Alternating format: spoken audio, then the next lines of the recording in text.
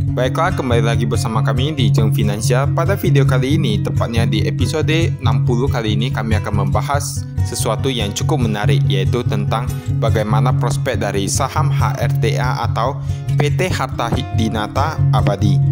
Jadi saham ini berkode emitennya HRTA atau boleh juga dibilang seperti harta. Apakah saham ini akan menjadi harta ke depannya ataupun akan menjadi sebuah perusahaan yang sangat besar? Baiklah, kita akan melihat bagaimana prospeknya pada video kali ini. Dan seperti biasanya, jangan lupa untuk subscribe channel ini, like video ini, dan aktifkan notifikasinya. Terima kasih. Kita mulai saja. Kita melihat bahwa perusahaan ini bergerak di bidang emas, di bidang perhiasan, jewelry, dan yang lain sebagainya. Salah satu yang cukup unik yaitu kami melihat bahwa perusahaan ini mencetak laba yang meningkat dari tahun ke tahun. Ini merupakan sebuah prestasi yang boleh dibilang patut diacungi jempol. Jadi kita lihat bahwa walaupun pada pandemi 2020 sampai pada tahun 2021 kami melihat bahwa labanya itu cenderung naik. Jadi kita lihat pada tahun 2017 itu labanya sekitar 110 miliar. Namun pada tahun berikutnya pada 2018 labanya meningkat menjadi 123 miliar kurang lebih. Lalu tahun depannya lagi meningkat lagi menjadi 150, dan yang terakhir pada tahun 2020 itu meningkat kurang lebih 170-an miliar. Jadi boleh dibilang ini merupakan sebuah prestasi yang luar biasa. Kemudian kalau dibilang dari ekuitasnya itu, sebenarnya ekuitasnya itu cenderung meningkat. Namun ada satu hal yang boleh dibilang kami cukup waspadai. Kami melihat bahwa liabilitasnya itu tepatnya pada tahun 2019 gitu. Liabilitasnya itu meningkat hingga sangat besar. Kurang lebih hampir menyentuh 3 kali lipat. Jadi awalnya dari liabilitasnya itu 400-an, boleh dibilang 400-an, kemudian ke 1 triliunan. Jadi ini merupakan sesuatu yang cukup berbahaya. Lalu sekarang jika kita lihat dari ekuitas dan liabilitasnya, saat ini ekuitasnya itu cenderung lebih rendah daripada liabilitasnya. Dan jika lihat dari kuartal pertama pada tahun 2021 itu cenderung meningkat. Jadi boleh dibilang liabilitasnya itu masih lebih tinggi daripada ekuitasnya. Kalau dilihat dari penjelasannya dikatakan karena liabilitas jangka panjang, karena ada dari jangka panjang. Kemudian jika kita lihat dari PE rasionya, sebenarnya boleh dibilang perusahaan ini merupakan perusahaan yang masih tergolong murah. Mengapa? Karena PE rasionya itu kalau tidak salah kurang lebih masih di bawah 10. Jadi ini merupakan perusahaan yang masih murah jika dilihat dari valuasinya. Dan kita tahu sendiri bahwa presiden direktur ataupun direktur dari perusahaan ini, saham HRTA ini, yaitu Sandra Sunanto. Nah, kita melihat bahwa perusahaan ini pada tahun 2020 juga mulai merambah ke bisnis pegadaian. Bisnis pegadaian, dan mereka melihat bahwa bisnis pegadaian di Indonesia akan menjadi sebuah bisnis yang cukup besar ke depannya.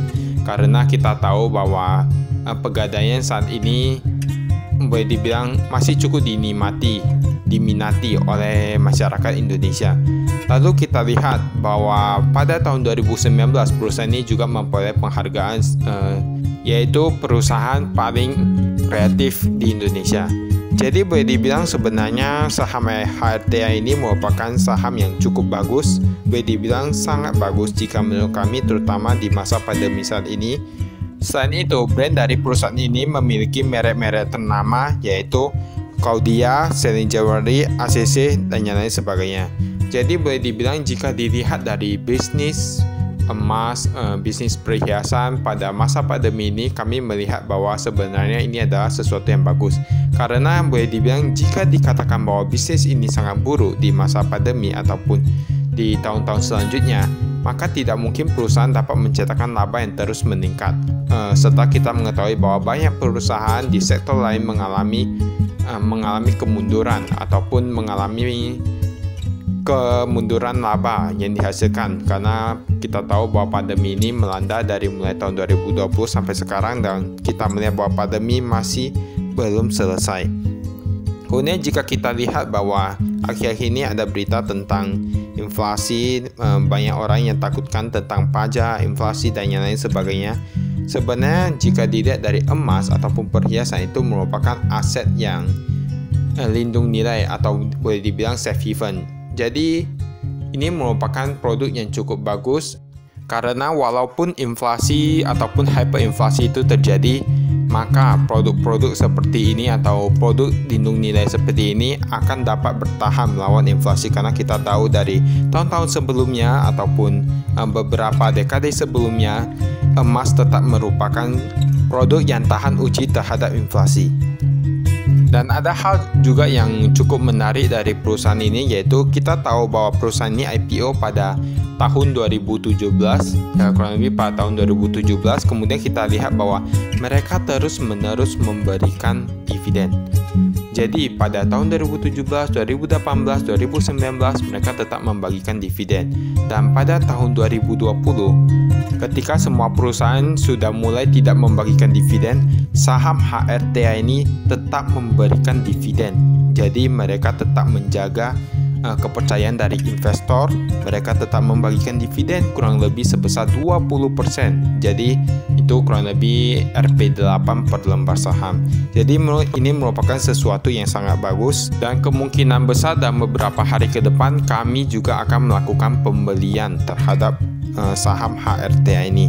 Jadi kami lihat bahwa ini merupakan perusahaan yang cukup bagus karena memiliki laba yang terus meningkat, PE rasio yang masih murah, dan memiliki produk yang cukup bagus ketika di pandemi saat ini.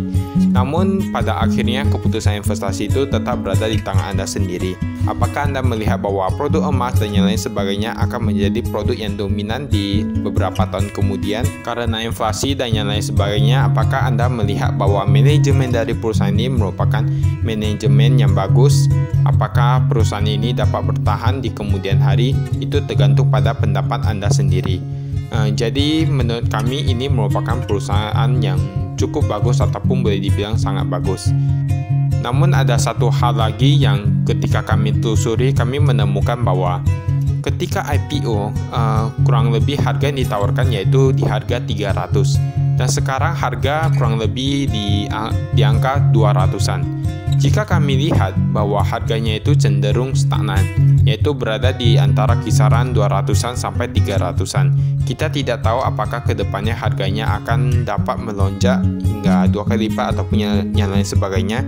Namun kami lihat bahwa dari IPO sampai saat ini harganya masih cenderung stagnan. Baiklah, itu saja dari kami. Sekian dan terima kasih. Salam investasi.